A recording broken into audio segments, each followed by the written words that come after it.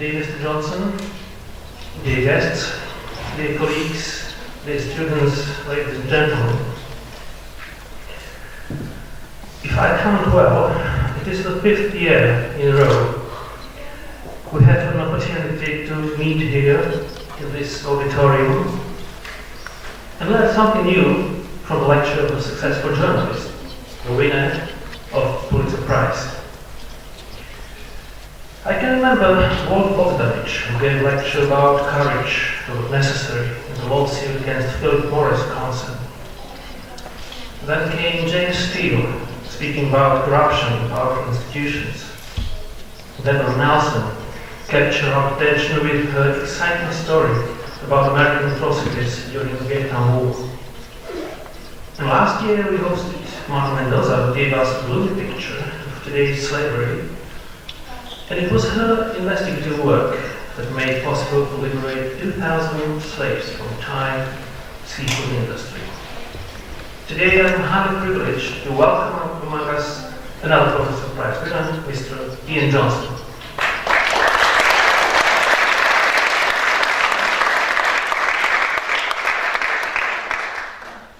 Mr. Johnson is a freelance journalist who wrote for New York Times, Wall Street Journal, USA Today, and many other media. Now he lives in Beijing and is also author of several books on civil society, religion, and politics. The central topic of Mr. Johnson's lecture is China, a country that is both geographically and culturally distant from us. And perhaps not many of us had a chance to visit it. At least I hadn't. Anyway, when I browsed through the slides of Mr. Johnson's presentation, sometimes I had the feeling that I'm reading about our homeland. Factory of the world, pollution, hedonism, materialism, corruption, unfairly being well. All of this sounds too familiar. When we are talking about investigative journalism, many of us perhaps cannot but recall one event that took place in our country earlier this year. I mean horrible murder of investigative journalist Jan Pulitzerovej and his fiancée. A young man who paid the highest price for his effort to uncover sensitive topics in search for truth. I hope today's auditorium comprises many future journalists, present mass media students. I'm also convinced they deserve encouragement from the most qualified person that is willing to search for truth. Mr. Johnson, welcome to our city. Enjoy your stay here, and I promise we will be very attentive listeners.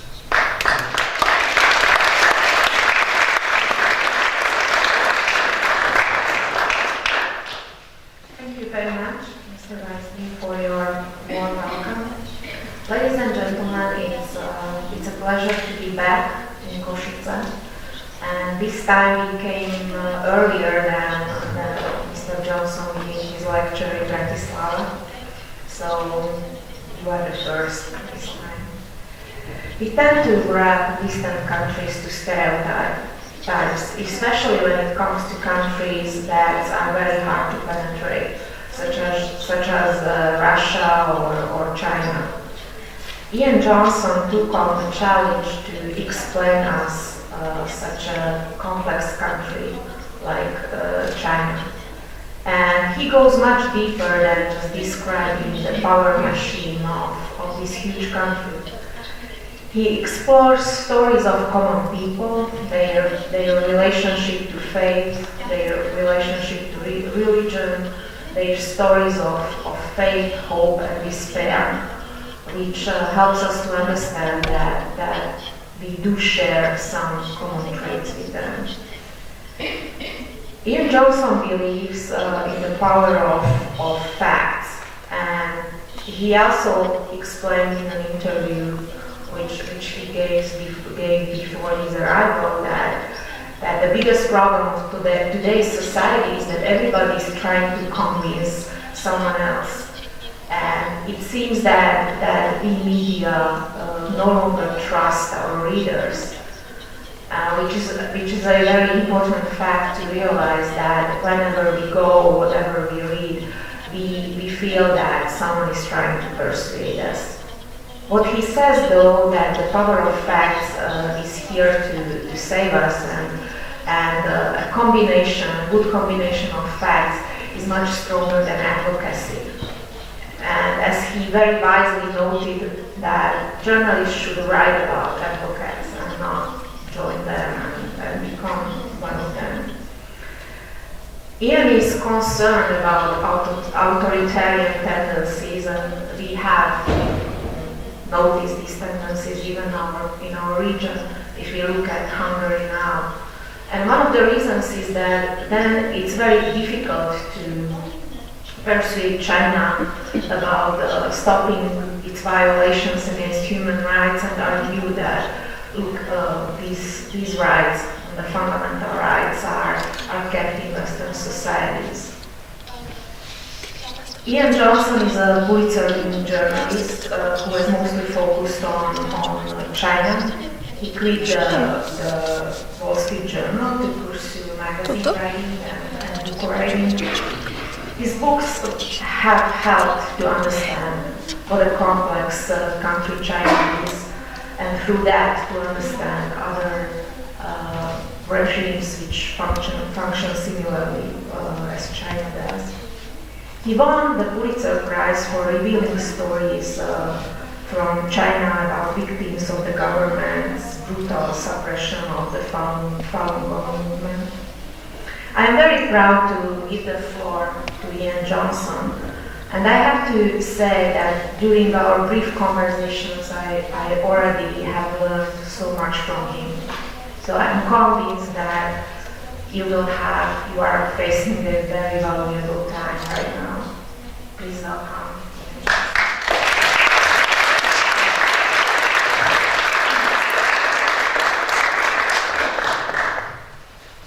Thank you very much. It's a pleasure and honor to be here, and especially such a large group of people and such a beautiful auditorium.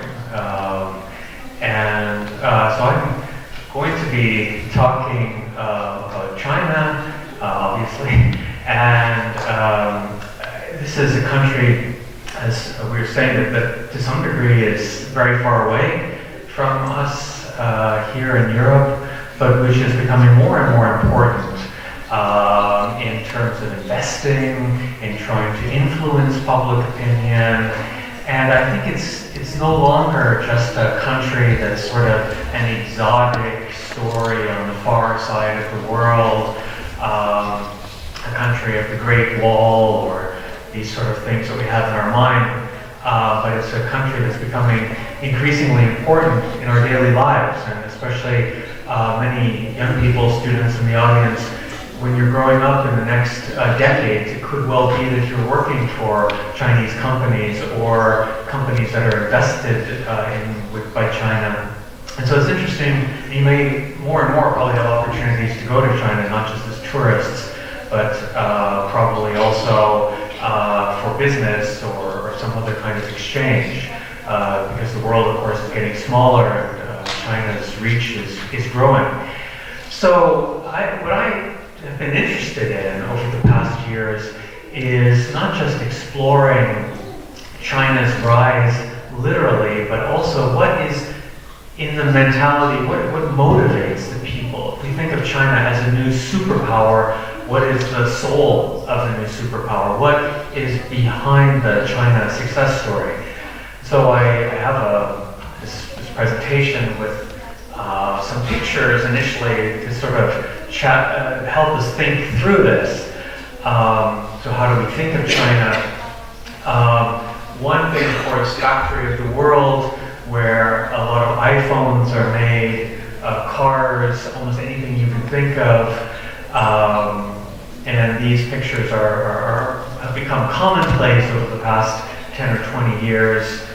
We might think of it also as a place with a rising consumer class of rich people, supposedly the largest middle class in the world, hundreds of millions of people, I nouveau riche. This is a picture from a finishing school where young women are being trained to become proper consumers. You see the Hermes and Chloe, Christian Dior, all these things, Ferragamo, all the important names that you have to learn. Of course, pollution.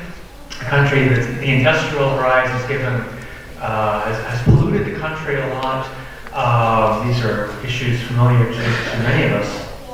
And these images have also become almost cliches or stereotypes about China.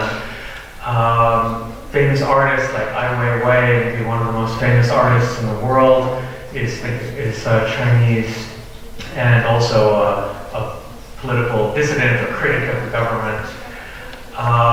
And also, of course, China is rising as literally as a hard superpower, not just an economic superpower. There's 2 aircraft carriers, building another aircraft carrier right now, just announced that last week. This is something that we sort of think of maybe strictly something that America has, France, Britain, Russia, but I think in the long run, the only real second military superpower of the United States is China, because China has this economic muscle that can really back this kind of ambition that it has. Putting people on the moon, all of these projects are things that China is undertaking and will accomplish, I'm sure, in the next decade or two. So the geopolitical issue may be kind of far away from Central Europe, but certainly in Asia, it's a big issue. China is expanding reach, trying to take over these islands near the Philippines, Malaysia, etc. And so I'd say all of these images, all of these things are true. It is a rising economic power, military power. It's got problems like pollution and authoritarian government. But it's also a country where these kind of images are increasingly common. And this is a temple in Beijing. It's, as you can see from the picture, it's crowded. The woman in the front of the picture, if you look at it closely, I think she's got a Hermes, is it a Hermes or a, somebody say, I don't know. Anyways, she's got a very expensive handbag. I think it's illusion or not. Was that? It's definitely real. 10 years ago or 20 years ago, it would probably be fake. Because when I was in the 1990s in China, China was famous for making fake everything. You know, you would have fake, whatever, Hermes, fake this, fake that. You can still find a lot of fake stuff in China. And maybe a lot of it now gets exported. But in China, people really want the real thing, and there's a lot of people who can afford the real thing. So she went to the right finishing school and has the right handbag. But she's also a pious person who's got incense sticks in front, and she's about to turn and worship in the temple. And these are other pictures from similar temples. This is not an exceptional picture. Temples, churches, and mosques. There are 4 main religions in China. They are all crowded, overflowing with people. New ones are being built. So the 4 religions are Christianity and Islam as the 2 sort of outside religions that came to China over the past centuries, and then Buddhism and Taoism as the 2 sort of indigenous religions. Buddhism came to China from India about 2,000 years ago, but it's been in China for such a long time that people there consider it to be indigenous. These are all very popular, and it's not just sort of older people who go, which we might think of in say, Europe, but it's young people as well. Folk religious practices like this, folk funerals are increasing. This is a church scene. There's this very small prayer room in central China, an underground church not affiliated with the government. This is an official church. And then also you have an interesting thing, which is the mixing. This is also familiar probably in Europe, the mixing of religion and politics. And here you have President Xi Jinping meeting a very famous Buddhist leader. I'll get back to this a little bit later, why this is happening. So the question, why is there this revival? I don't like to have too much text but I think it may be helpful to have it written out a little bit. But to understand this reason for this religious revival, we can't just look at the past decade or two. We actually have to go back earlier to Chinese history, to the 19th century. In some ways, the history parallels what happened in Europe as well. But it had, of course, every country has a slightly different history. So in China's case, it goes back to this trauma that China went through in the 19th century. This was a period of national humiliation that still plays an important role in China's psyche today. This was the Opium Wars in the mid-19th century, starting about 1840. A series of military defeats when China, a very proud country, long history, for a long time superpower in its region, it was defeated by Western powers who were trying to ironically sell drugs to China, trying to sell opium. China didn't want it. The British especially insisted, no, you must buy our opium because we don't have anything else to sell you. Sort of an interesting twist in how history can play out. But in any case, the British and the French and then other countries joined them, forced China to trade with the West, carved up China. Many important palaces like this that were in Beijing suburbs were attacked and destroyed. This is what that palace looks like today. So you can see what it looked like. It was built in a European style, consciously, because there was interest in Europe, thanks to Catholic missionaries, and then it was destroyed by European armies. This is a kind of trauma that still is in the Chinese mentality today, and is still very much cultivated by the government as a victim narrative that we were subjugated, we were put down by foreign countries, and it's now we are reviving. And for the first time in 150 years, we're on the way back up again. And this is a really important thing to understand, I think, how a lot of, not just the government, it's not just government propaganda, but I think a lot of people think like that too. But at that time, there was this crisis of confidence in China. This feeling that the West had been colonizing countries around the world, Africa had been colonized, ancient civilizations like India, the whole subcontinent was colonized. Would China be next? And what could China do to fight back against the West? What could it, what measures could it take? And so there was this feeling that religion was the problem. Religion was the problem in China. You might think, why would religion be a problem? Clearly it was an economic problem, maybe a military problem, a political problem, but why would religion matter to people back then?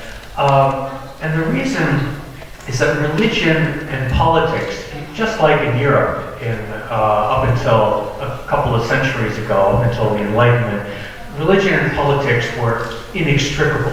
They were linked together very, very tightly. The emperor was the son of heaven. Religion and politics were hard to separate. So when you were trying to change the political system, you also had to change the religion. You had to attack your indigenous values, because you thought our indigenous values are not working. Our indigenous civilization is not working. We can't fight against these guys. They are invading us, and they're coming ever closer to carving us up. What can we do against this? So you have a crisis of confidence that goes through all classes of China. The second to last point, in 1898, China had 1 million temples. By the middle of the 20th century, it had half that number. So half the temples were destroyed, turned into schools, because people said, we don't need religion, we need education, we need Western education, we need science, we need to have a literate population.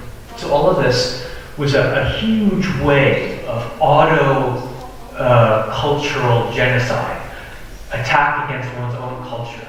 So this is, I say 1949 because this is when the communist takeover. People often think that there was an attack against religion in China because the communists took over China in 1949, but it is earlier than that. It's a feeling that there's a problem in our civilization. So when the communists take over, already half the temples in China are destroyed.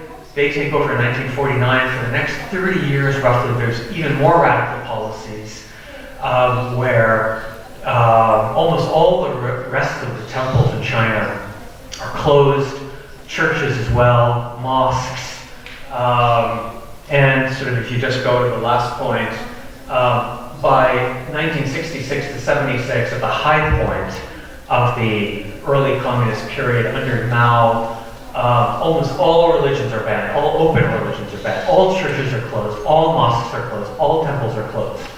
And the only person at the top is Chairman Mao. So there's a personality cult around Mao, similar to Hoxha in Albania or Stalin during the high point of Stalinism. Mao is portrayed here as the sun rising, all the people, hey, Chairman Mao is the greatest. He is basically seen as a god. His little book of sayings is held like the Bible. And temples and churches, most things are destroyed. Actually, if you go into a Chinese temple today, these kind of old statues are quite rare because almost everything was destroyed. Similar to a degree to what happened in parts of Europe during the Reformation, when many Catholic churches had stained glass destroyed, or the decorations were destroyed in the churches, statues, etc. were destroyed. So this happened also in China, but on a very widespread basis. So Mao dies in 1976, and that is the end of that era. Mao is not the god now. This is a picture of me. This is the comic relief part of my presentation. This is when I was a student, just to remind young students in the audience that older people who are also younger ones. I went to Beijing as a student in 1984, and when I went there was almost nothing left of religion. Almost all the temples, all the churches, all the mosques were closed. And being a shallow young man, I thought, the communists have succeeded in destroying religion in China.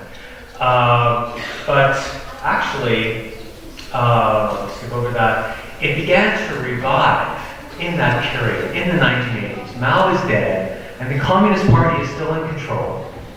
And they begin economic reforms. In fact, they began economic reforms 40 years ago, in 1978. This is the 40th anniversary this year. It was actually December 1978. And they decided they had to change policy. They couldn't continue with the same Mao policy of totalitarian control. So it's kind of like the Soviet Union, maybe after Stalin in the Khrushchev era. But there's a big difference. They begin capital-style economic reforms, and the basic contract with the population, the government says, stay away from politics. Just avoid politics. We're still taking care of politics. The government, we're doing politics, but you can make money. Capitalism, limited forms of capitalism are okay. So just avoid politics, make money, and do what you want in your private time. As long as you're not anti-government, as long as you're not fighting against government, you can do whatever you want. And if you want to go to temple or church or mosque, that's okay. The basic government idea was that religion would die off. They still had the communist idea that as we moved from socialism to communism, religion would die off naturally as part of an inevitable trend in society. And so religion was acceptable if it's apolitical. So it has to be not political, then it's okay. But so religion revived partly because the government allowed it to revive, because they said, okay, we can open up these remaining temples and churches. But there were deeper reasons that as the economy began to take off in the 1980s and 1990s, people began to have enough food to eat, they had enough clothes to wear, we all know this was the beginning of China's economic takeoff, but people were still dissatisfied. People still felt that there's something missing in life. Traditional society has been destroyed in the 20th century. Communism is essentially dead. Yes, there's a communist party running the country, but they don't follow communist policies anymore, so nobody really believes in communism. So what unites society? What values do we share as people in this country? We don't have the old traditions. Communism didn't work. So what makes us Chinese, or what makes us? And so, yeah, basically the government's policy, as I said, from the 80s and 90s is to get rich is glorious. So just make money. Make money is fine. You know, buy that Prada bag. Get the fancy suit from Hugo Boss, whatever it is, go ahead and do that. Buy a BMW, that's the best thing in society. But this is of course just pure materialism. And it's not really enough for any society to have a pure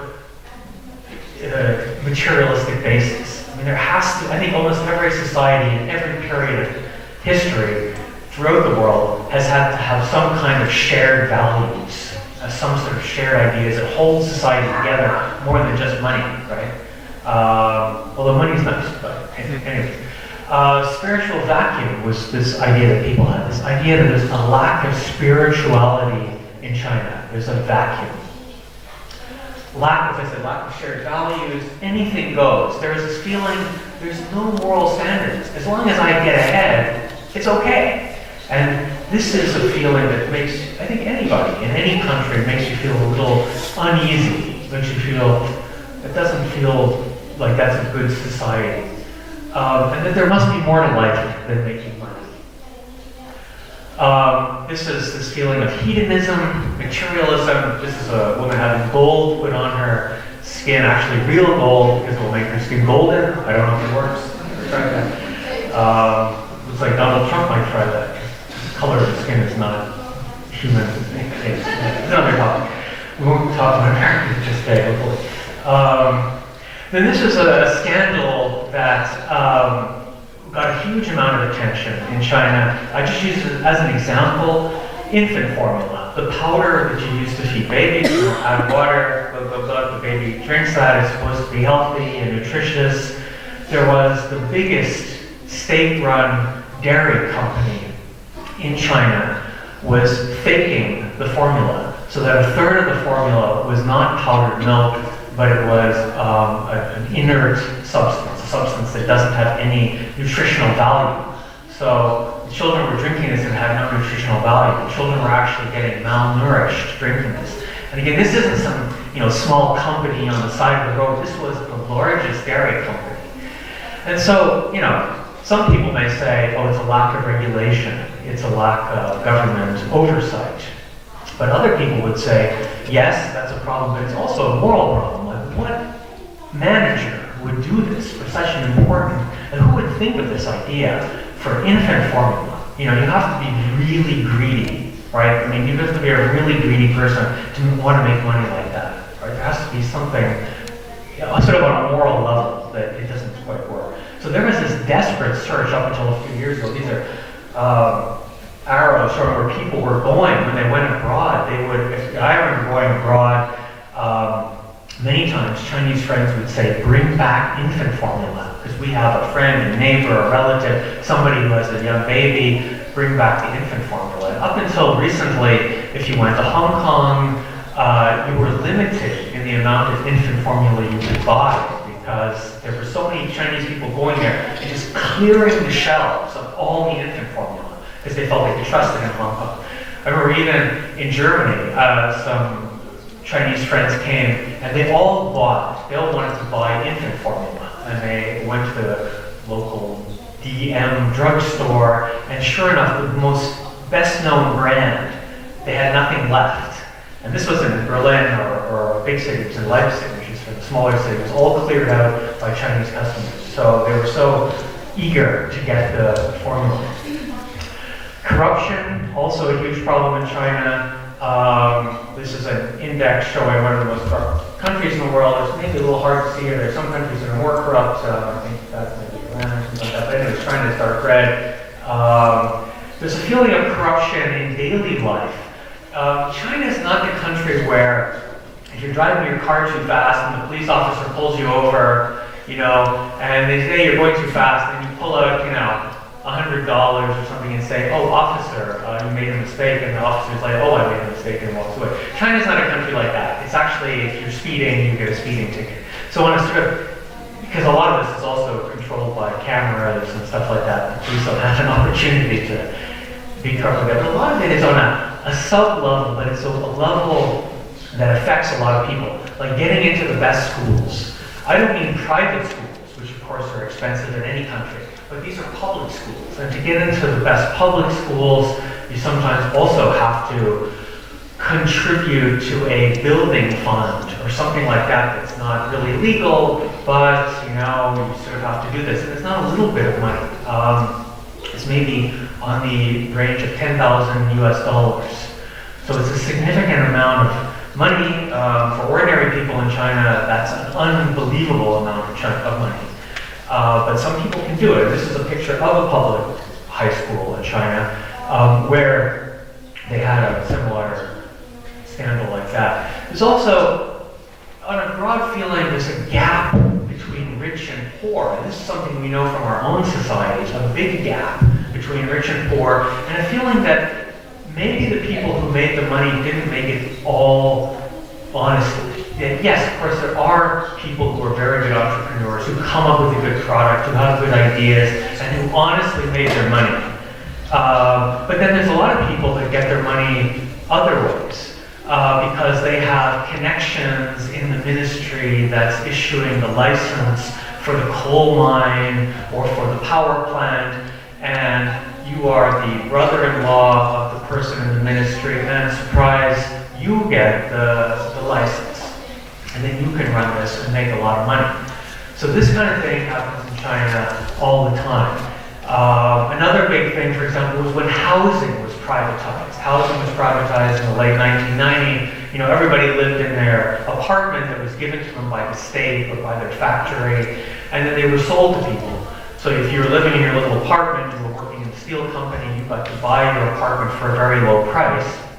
That happened, that was fine. But there were a lot of other apartments.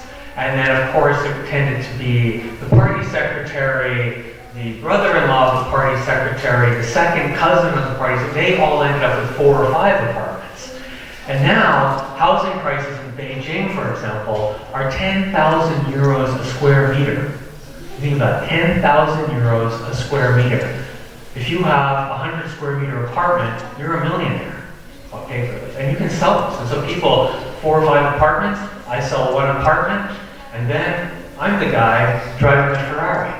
Right? And who am I? I'm nobody. I didn't make any great invention, or I didn't come up with a good factory. I'm just a lucky person whose brother-in-law or whatever is in the office handing out the apartments, and I end up with the Ferrari, and you're driving the bicycle.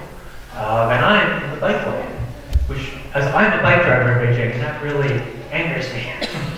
Anyways, and not just that, but the people driving down the bike lane, this is the sort of arrogance, they're honking their horn, saying, "Get out of the way. I'm coming through in my Ferrari." I don't know why there's no more violence, because, I would often just say, why don't somebody get their keychain out and just scratch the side of the car? And I'm not advocating that. If I were Chinese, I might advocate that. I'd probably be in jail as an anarchist. But anyways, yes. Moving right along. Also, another thing which you may experience, I don't know if you experience this here, but in China it's a big issue, is an unwillingness to help other people. This feeling that people don't help other people out on the street, that there's no charity anymore, or a lack of common decency. And this was a case of this is a closed circuit television. This is a series of pictures. And there's this little girl in the first picture. And it's a rainy night, and she's out on the market street, and there's a little van coming. The van, here she is, hits her, and she gets run over by the van. The van drives off. And then there's all these people who walk past, and nobody does anything. And finally, after the 20th person is the cleaning lady, the street sweeper, and she picks up the little girl and takes her off the street. And there's this feeling that maybe people think that this is a scam, that this is a trick. The girl's lying on the street, but she's not really her. If I go and help her, somebody's going to run out and say, you actually knocked the girl over and now you have to give me some money or something like that. So a lot of people are very cautious about that, because those things do happen also. But this particular case, I didn't just choose this case. This was a national event. This got put on social media. It went viral. It started a big discussion nationally in China about what kind of values do we have? Why did nobody go help the little girl? And so this contributed to this feeling that there needs to be more done religiously. I'm going to skip over this for time. It's a similar case where somebody gets run over and nobody does anything. So there's this feeling that there needs to be some kind of there needs to be some kind of values. And the interesting thing is that the government has also now decided, this is an important issue, and this is something we can tap into, this is something we can respond to. So the government has tried to revive traditional values, promote some religions that they think are harmless, and I'll go into the details later. This is also something that I see a great parallel between this and China maybe, and also Russia, where you have Putin, who's become a sort of champion of the Orthodox Church. Xi Jinping is not exactly like Putin, so he's not going to temples or churches and worshiping, but he has become a big supporter of traditional religions. This is a picture of him this is one of the first visits he made after taking over in 2012. He made a visit to Confucius's hometown. So Confucius, who is of course the great philosopher, quasi-religion, quasi-philosophy. For a long time, Confucius was not allowed, not popular. Xi Jinping goes to his hometown, picks up the books of Confucius and says there's a lot of valuable wisdom that we can learn from here in China. We need to kind of revive this. This is a picture I showed you before. He has met religious leaders. This is a Buddhist religious leader. He meets him every year, praises Buddhism as a religion that is not harmful to China. And I had a chance to interview this abbot who was in his 80s, and he was quite almost boastful about how he's given all his books to President Xi and has pictures of him all over the wall.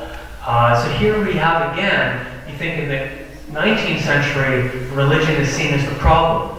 Right? Religion is why China's on the way down. Now for the first time in 150 years, almost 200 years, religion is back, involved in politics again. Political leaders are using politics again to try to get support, gain support. This is just some traditional values that are shown in billboards in a park in Beijing. This is looks like it might just be some kung fu, martial arts sort of thing. It is that, but actually this is a group that's performing at a temple. So they are doing a performance for a god at a temple in Beijing. This is a pilgrimage that I write about in my book. And their banner behind them, I don't know how many of you can read Chinese, but it says that this is a government-supported pilgrimage association. So this group, these guys here who are all performing with the sticks and martial arts, they go up to this holy mountain during the pilgrimage time every year. They take people with them, and they get government subsidies to pay for their their bus and some of their expenses. So increasingly, the government doesn't just tolerate some religions; it actively, financially encourages some religions. This is the same picture. I said some religions. So Buddhism, Taoism, these kind of folk religions are okay because the government thinks they don't challenge the government. It has a problem with what they consider to be foreign faiths. And I say foreign faiths, I put it in quotation marks, foreign faiths, because these religions have actually been in China for a long time. Islam went to China 1,200 years ago. Christianity has had a permanent presence in China for 400 years, since Jesuits went there in around the year 1600. So it's been a long time, but they're still considered to be sort of foreign faiths. This is a big church in China that was demolished recently because they said, oh, it had an illegal building permit, but actually the church has been there for a long time. They're not demolishing all the churches in China. I don't mean to give this impression, but there are churches that are being warned. You should register with the government and stay apolitical, or this can be your fate. In one province, over 1,000 churches had the crosses, you see the big red cross here, had the crosses taken off the steeple. So this is another thing. They just don't want these crosses all around the cities of China. They want to keep Christianity to have a low profile. Similarly, in Islamic parts of China, there's been policies against mosques have been torn down.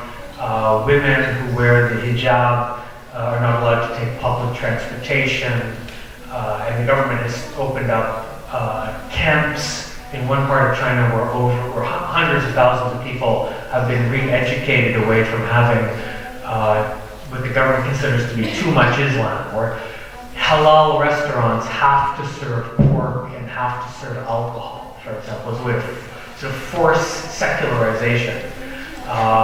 So this is the other side of it. I think overall, what I found to be interesting in conclusion is how many of these points we find in our own society.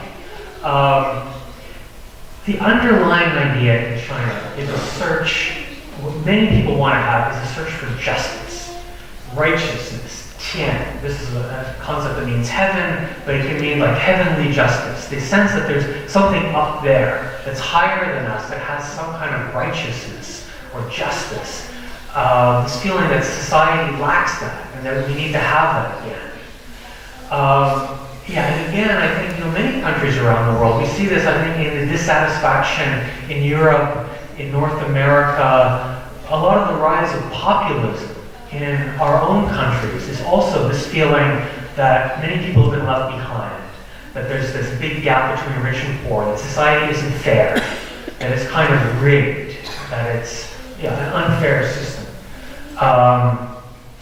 And I think that China is part of this global conversation, even though it's in different ways that we are familiar with, but the underlying impulses are similar. And again, religion was marginal in China in the 20th century, but it's returned to the center of life in China. And I think with that, I'm going to stop my formal presentation. You probably have a lot of questions maybe about China, about journalism. So I'll stop now, and thank you very much for your time.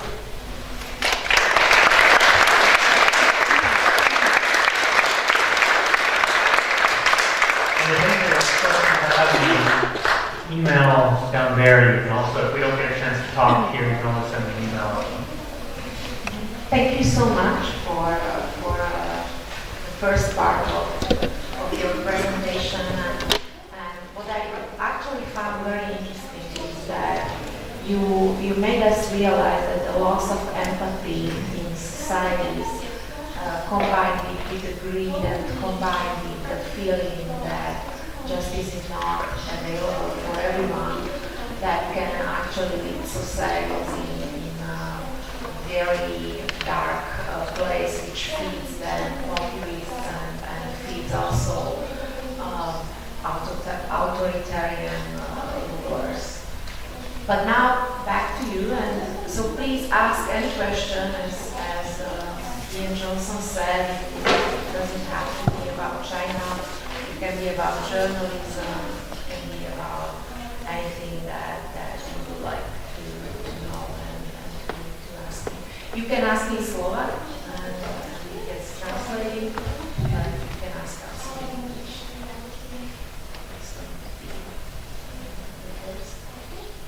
Please. Thank you very much for your nice presentation. Recently, I've been reading a series of articles in Nature about China trying to become also technological superpower, and thank you. And how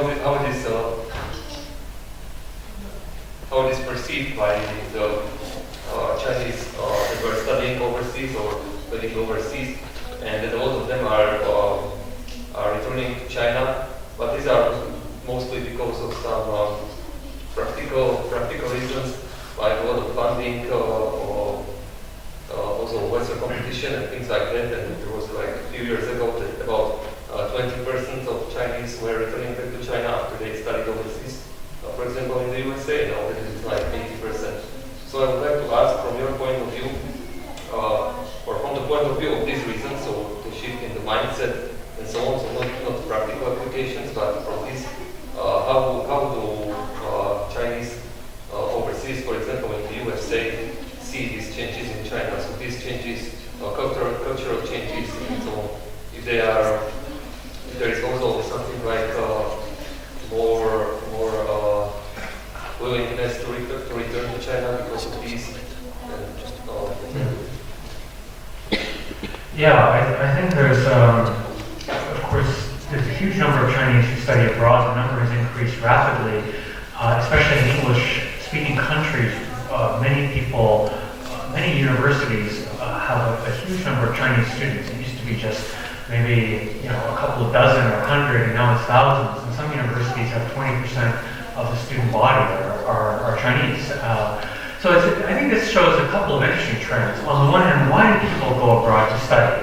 You can say partly it's maybe because they'll get a better education, but there's also one reason is the parents are often very wealthy, and the parents will often want to send their children abroad, of course, maybe for a different experience and education, but it's also a way to park money abroad. Some universities, I was just at speaking at various U.S. universities that are building new dormitories, luxury dormitories. Well, not really dormitories, but apartments for sale. And many Chinese, as I pointed out, have a lot of money, and so they will invest abroad, buy an apartment for their son or daughter to study, maybe $250,000, which is nothing for a lot of wealthy people in China, and buy an apartment like that. So it's a way to get their cash, get some money abroad. Maybe their child will also be able to get foreign residency. So it's kind of a safety measure, because you're not really sure the long-term stability in China. Like how long, like I'm wealthy now, but how long will I be wealthy? I remember talking to somebody who ran a coal mine, and he said, I want my children to study in Canada. And I said, why in Canada? Nearby there's a very good university. And he said, well, I have a coal mine now, but the government can take the coal mine from me next year. I just have a year-to-year license. So I'm wealthy now, but I may not be wealthy in the future. I can't, it's not my private coal mine. I can't give it to my son or something like that. So they want this as a safety net for their children and for the families, that the child gets citizenship and they can bring over the parents later. So that's part of the reason. But then, in terms of your question, why go back? I think that there is more funding for education in China. And if you're a scientist, let's say, you may find that back in China, you could get a whole laboratory, a research assistant, and excellent conditions like that. If you're staying, say, in a Western country, you may have difficulty getting tenure. There's so much competition. And life in China is better, especially if you have money, if you have a good job like that, you can get a nice apartment, buy a car, and your family is back in China. Of course, a lot of people go back for that reason also. So in the past, it was almost everybody would try to stay abroad. And now, I think your number 20%, I think that's maybe right. I mean, there's sort of a number of people who do go back. for those reasons. Next question. There is one.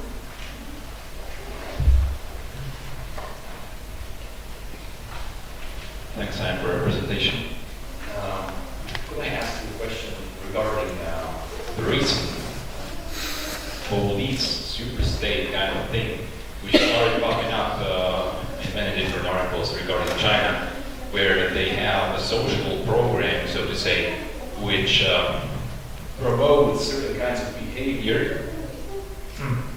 And if you are behaving in a way that the government feels that is good, you get rewarded.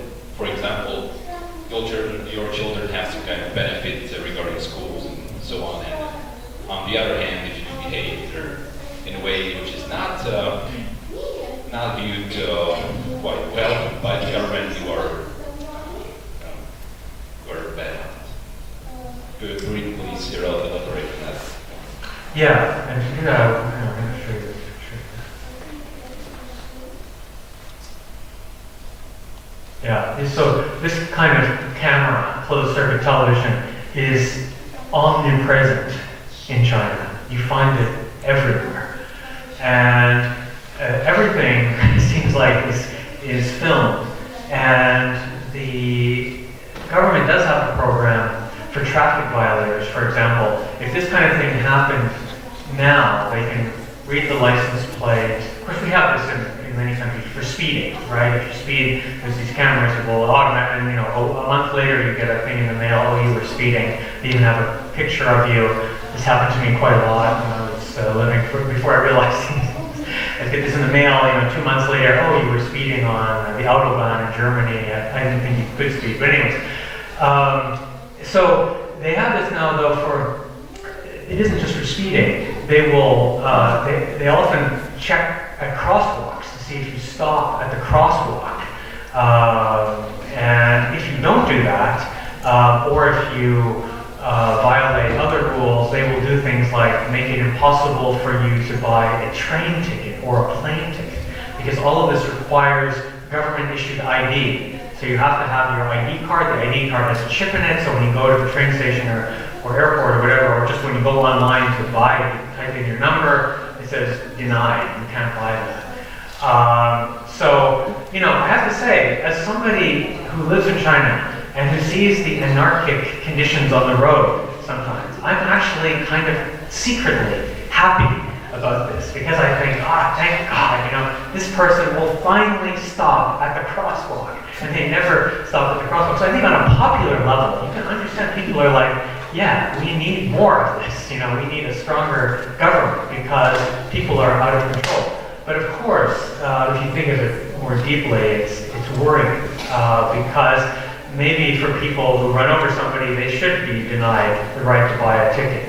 But if it goes too far, all the entrances to churches and mosques have cameras now. I was at a pilgrimage site in rural China, a Catholic pilgrimage site, and they had a CCTV camera, it was a cave, a shrine to Mary, and so there's a shrine there, and above is a camera, so they got everybody's face coming into worship in the cave, they've got that on film. And with the rapid increase in facial recognition software, it's quite possible, no longer just license plates, they can tell who went into that cave and worshipped.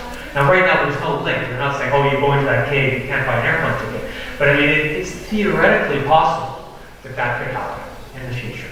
And I think this is the kind of thing, data protection, it's so important. In China, the government's doing it. Of course, the problem is we often, on our apps like Facebook or things like that, we voluntarily tell everybody what we're doing. We just give it to a company so they can make billions of dollars. But in China, it's the government doing it. So I think that this highlights this issue of data safety or lack of data protection. And as I say, in China, there's no consciousness. People don't think, almost nobody, 0.1% of the population is aware. Most people would just say, oh, it's maybe a good thing because it'll make the streets safer. But it does exist. Next question. Maybe then until they get the courage. You as a Westerner, you so many times spoke critically about China. What has been your personal experience with the country, and what were the moments when you felt that they are actually watching me and they are making sure that I understand that my activities have some limits? Have you felt it way, or? I'm not paranoid, I think. No, I mean, I think as a foreign journalist residing in China, we all understand that our apartments are bugged and our phones are bugged. And I mean, it's not, I think it's like the old adage of fooling people. You can fool some of the people some of the time, all of the people all of the time, but not all of the people all the time. It's like that with following people, following journalists.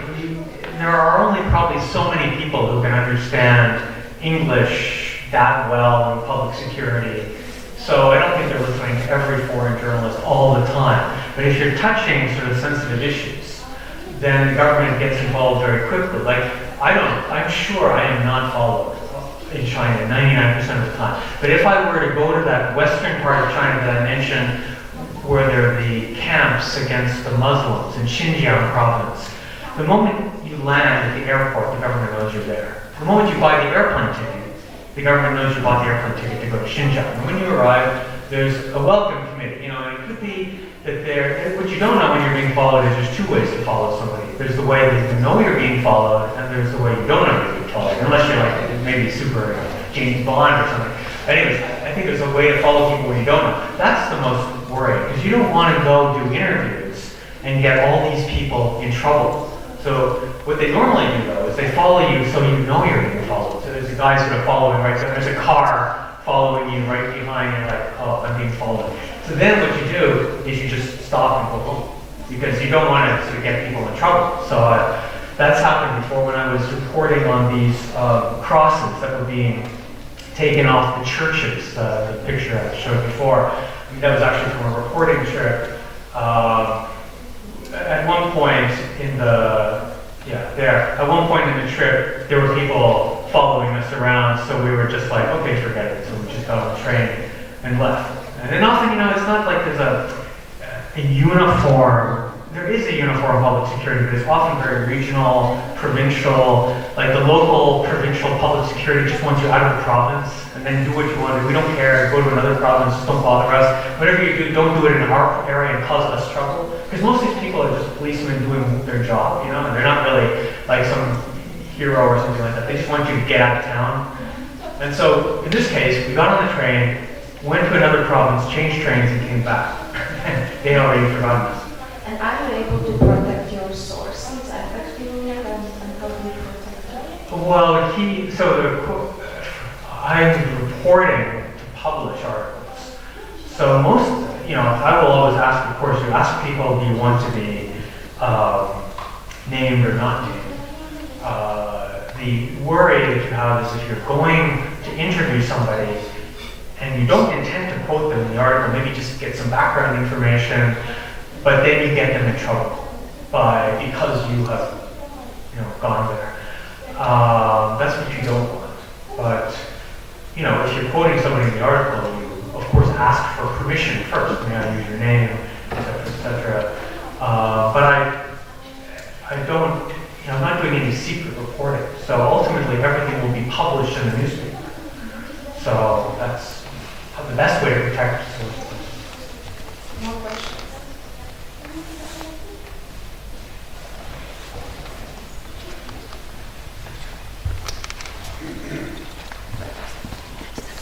Do you know about the children's policy now in China? How many children people spend now? Is there still one child rule or not? Okay, on the children's policy. The government, starting in the early period of communism under Mao had this sort of peasant idea that the more children, the better. It'll make China's population greater, and it will have a bigger and bigger population. Then in the late 1970s, early 1980s, they started this famous single-child policy, which meant that if you were Chinese living in a city, you can only have one child, no exceptions. If you were in the countryside, if the first child was a girl, you could try again to have a boy, because traditionally people want to have a son, because your family name continues from, patrilineally. So, and then after the second child, it's 2 girls, that's it. Well, but this of course had tragic consequences because there was a lot of cases of infanticide where there'd be this incredible pressure from the parents, usually from the husband's family, that blaming the wife that you must give birth to a son, that you must carry the family name has to continue, because in traditional religion you have to be worshipped by your children, and your children are only through the male line. So this caused a huge amount of problems. It did stop China's rapid population growth. You have to say it was a radical policy, but China's population growth was kind of going out of control, and now it's only 1.4 billion. But without that, it probably would be 2 billion. And now the problem, to answer your question, is the population is declining, so the replacement rate is too low, and they now said you can have 2 children, and probably if you have 3 children, they don't really care. They basically just disbanded this office. But the problem is now, most Chinese people are like people elsewhere in the world, and they're like, well, I don't want to have so many children because it's too expensive, or I'm gonna, how can I afford to put my children through school and afford all this stuff, or buy them an apartment, or whatever you need to do to set your child up in life, so they don't want to have multiple children. I have met a few people who had a second child, who had just one child, when they were 25, and then 10 years later, they're 35, and all of a sudden they have the second child, and just recently, and I've asked, is that because of the change in policy? And they'll say, yes, because we didn't think we could have a second child, now we can. But most people, and then if you ask if you want to have a 3rd or 4th child, they'll say no, because it's just too expensive. So, so the real problem is that now they have a demographic problem where the population is actually going to decrease. And it's supposed to, by the end of the century, go under 1 billion. Whereas India's population continues to go up. I think India's population will soon overtake China's as the largest. Because they don't have limits, regarding children. They don't have limits, right? They don't have limits, and also they don't have the quick rise in prosperity in India, so they don't have such widespread. Okay, that was. Takže ja sa tentokrát opýtam otázku po slovensky. A v podstate zaujíma ma, čo môžete alebo viete povedať o menšinách, ktoré sú v Číne považované za potenciálnu politickú hrozbu a pritom reálnu hrozbu nepredstavujú. Ale sú prenasledované, zatvárané do pracovných táborov, mučené a v tejto súvislosti možno spomenúť aj odoberanie orgánov a transplantačný priemysel. Čo je reálna časť politickej agendy Číny? Okay. Yeah, thank you for the question. On the minority issue, there are, as I said, 1.4 billion people in China. About 100 million, so less than 10% of the population, are ethnic minorities. So China followed the Stalinist model of having all these ethnicities that were very clearly defined. They have 56 minorities.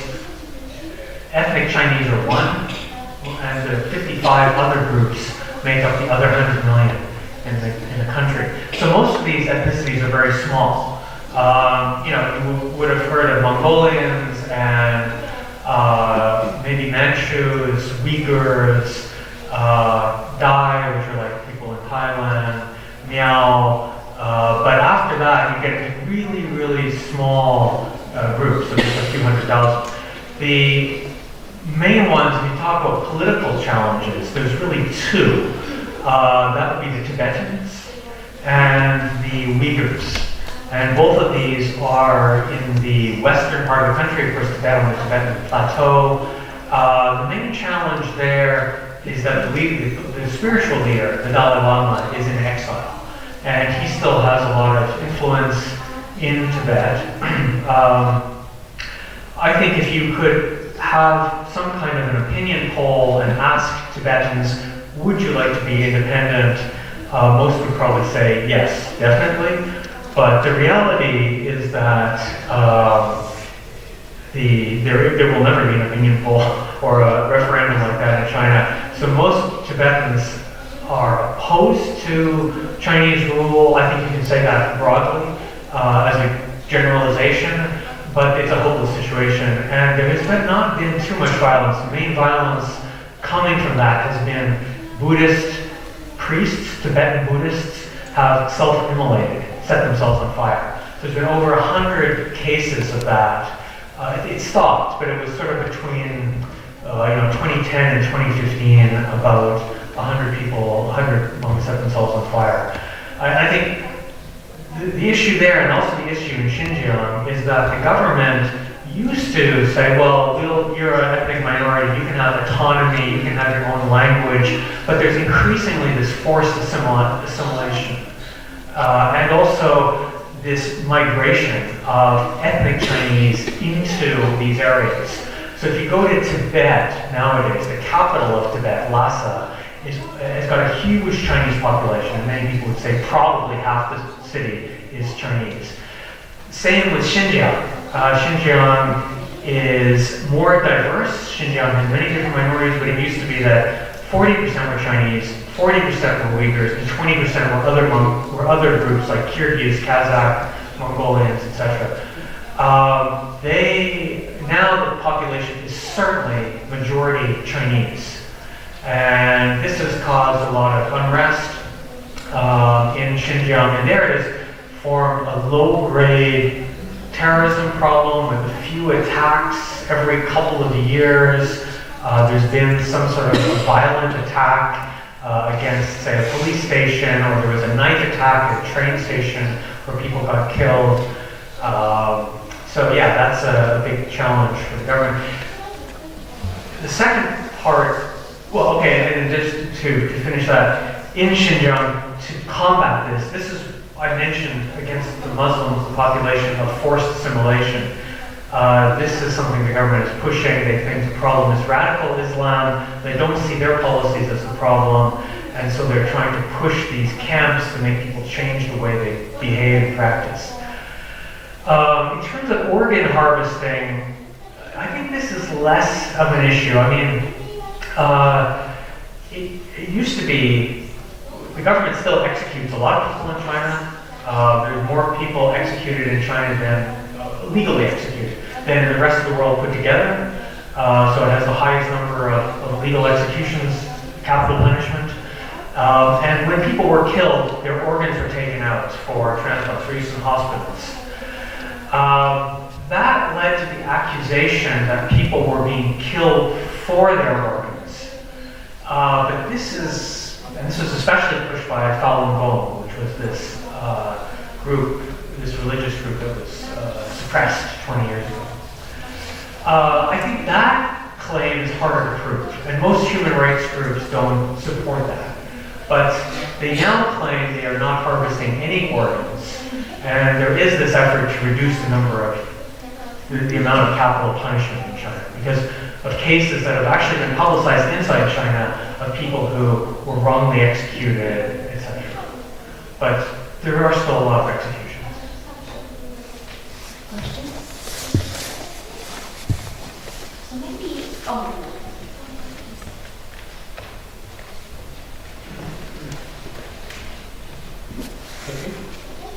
We have a colleague in China right now. She's a student and she's teaching Slovak there.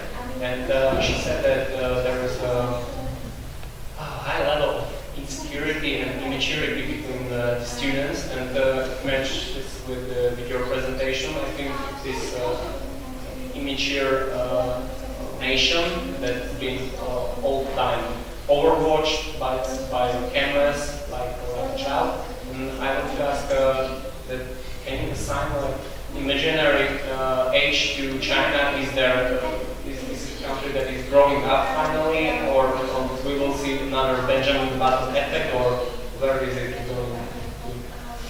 Well, I don't like to think of as countries or people as being childlike or anything like that. I think it's I think the problem maybe with the students that you see is that most students in China have had very sheltered and privileged lives. There is not much social mobility in terms of getting into university. So most of the time it's university, the children of university graduates go to university. I mean, you probably find this around the world, but it's extremely high in China.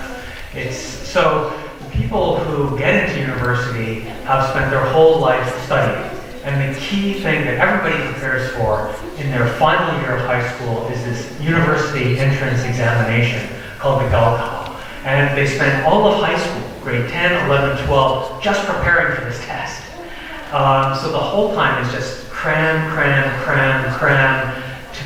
pass that test. You find that in other Asian countries too, but it's quite pronounced in China. And the problem I find is that most Chinese university students have no real life experiences. So, they never sort of have a weekend job, or maybe came from a poorer family, or had any real life experiences. So, when I was working in a newspaper office and we were looking to hire people to work as assistants or do research, I would always say, don't hire a college graduate who's like 22 years old. Don't hire that person. Wait for 5 years until they've had some real life experience, because most people have no idea how China works. So it's a very naive idea. They just, been studying, memorizing all the textbooks so they can get into university. And, often those people also have less interest in challenging the system, because they're inside the system. They have a bright future ahead of them. So it takes a quite unusual person in that circumstance to have a critical view on life, or a different thing. So maybe some of the university students do sometimes act kind of childish, in the sense of acting girly or silly, or not knowing very much about life because they haven't been exposed to things. But I would never say that they're not adults or something like that. Questions? Maybe then I would ask Ian that we are now seeing even increased investment activities by Chinese companies in this region. And my question has two parts. The first is that China, except the business reason, why is China trying to spread and increase its influence over, let's say, Central Europe? And then the second part of the question is, when Chinese management come into foreign countries, how much they are willing to adjust to the local culture, and how much they try to impose their own business culture over companies or management they are buying.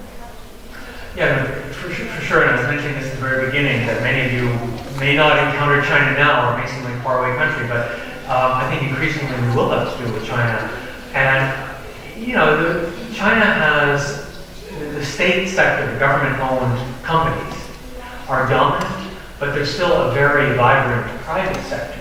And many private companies go abroad for the same reason that private companies anywhere in the world go abroad. They see an opportunity, maybe they see, I could imagine in the future in Slovakia with its auto industry, and in the future Chinese auto companies like BYD and these others that are now not building abroad, but they may, I could imagine easily in 10 years that they're doing that they start, just like Kia, I think, in Slovakia now. You probably wouldn't have thought of that 20 years ago.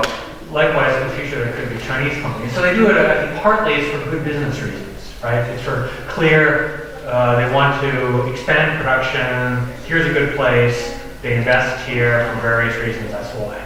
Another reason is that state companies lack certain technologies, and they see that they can buy private companies that have often a niche technology. In Germany, where I spent quite a bit of time, there's what they call the Mittelstand, which is the mid-sized companies that are often family-owned companies, and Chinese companies. So this is a company that may have, a few hundred employees, and they make a specific part for a car or may make something just like, windshield wipers or something like that on the car, and just has been doing that for 50 years and has the best technology for that. And so they'll go there and invest specifically, or try to buy that company. If they see if it's family owned maybe, and there's a change in ownership, they go in there and buy in order to get the technology. And I don't mean this is in a evil or sinister way. People do that to try to gain technological advantage as well. And we shouldn't also forget that I think the Germans stole, steam locomotive technology from the British, in the middle of the 19th century, stuff like that. So, and the Americans stole cotton stuff from the British as well, and so on and so forth. So this industrial espionage goes back a long time to the early era of the Industrial Revolution. It's not even an espionage; it's just you go and you buy a company and use the technology. But I think there's also, an overall policy by the government to go out.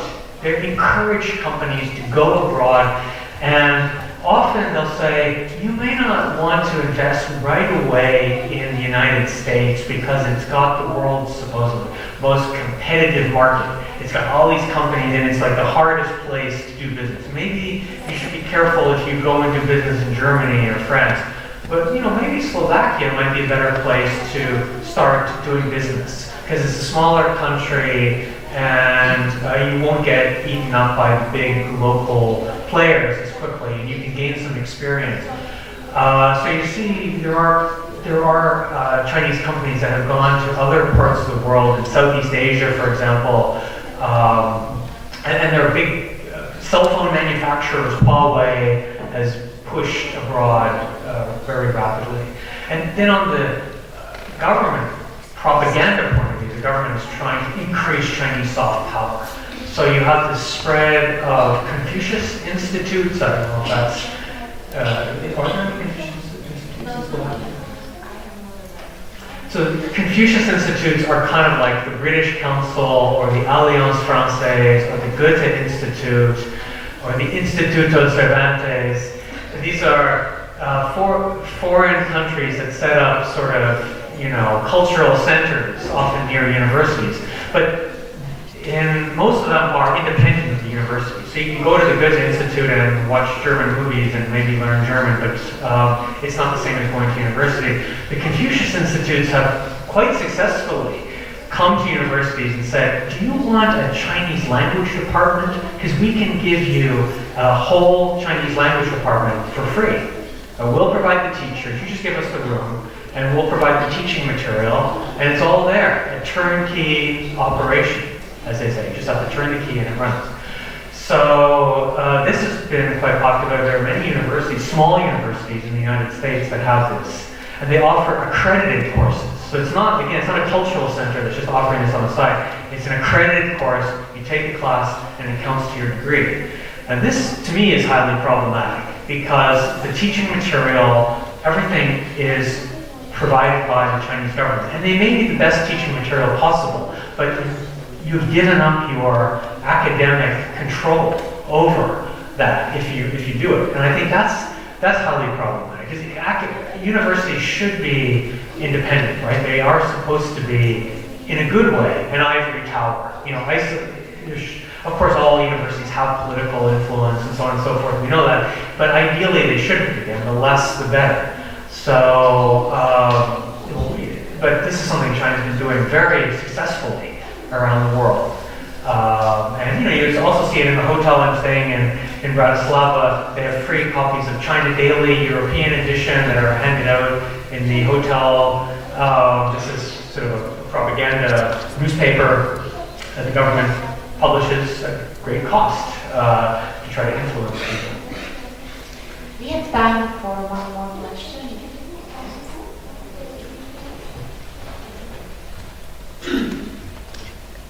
So, based on what you have collected, do you think there's some kind of nationalism rising in China? There's some kind of Nationalism rising in China. national pride. Should there be a lot of nationalism? Yeah, national. Yes.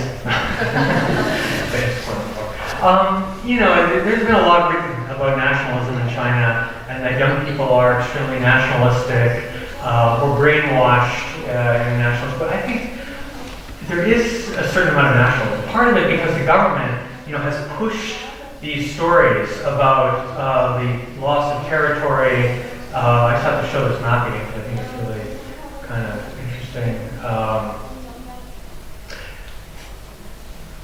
back pretty far. Okay. Religion stuff. Yeah. For example, this whole story is about how China has historically, you can't even see China on the map, right? So this is Hainan, this is one bit of China, and the rest of China is up here. Right?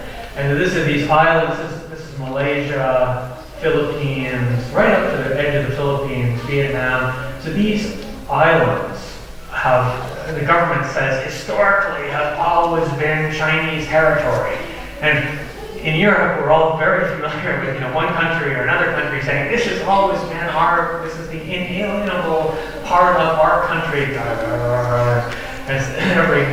So, there's actually these are not really islands. These are not even islands according to the Treaty of the Sea by the UN. These are just little reefs that come out of the water. They're sometimes submerged by water, sometimes above water. They don't even meet the legal definition.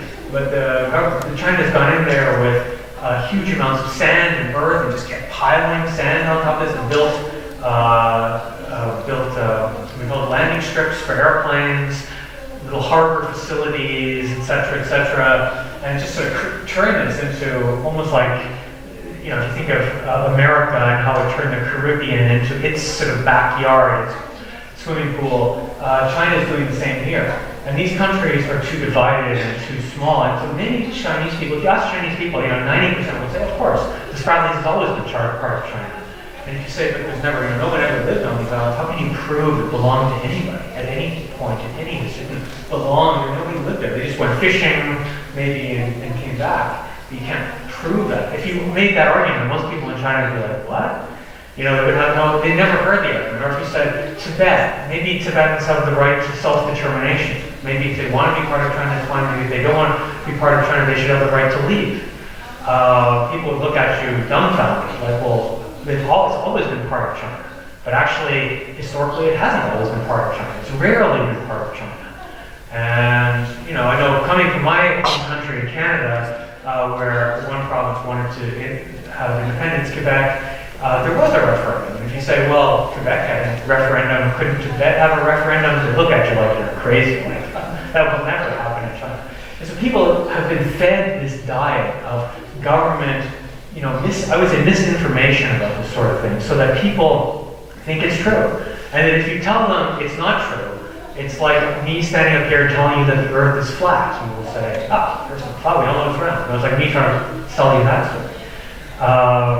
Or it's like maybe Copernicus trying to prove it. Anyways, so I think, there is a problem of rising nationalism, and it's worrisome because people don't have access to other sources of information since government censorship has been so effective. I would like to thank Ian Johnson for coming to Košiciach and to helping us to understand that we cannot ignore China, that China is really going to be more present even in our region, and it's much better to understand such a country through its finer details and stereotypes. So thank you so much for sharing your time and your ideas with us, and thank you for all for joining us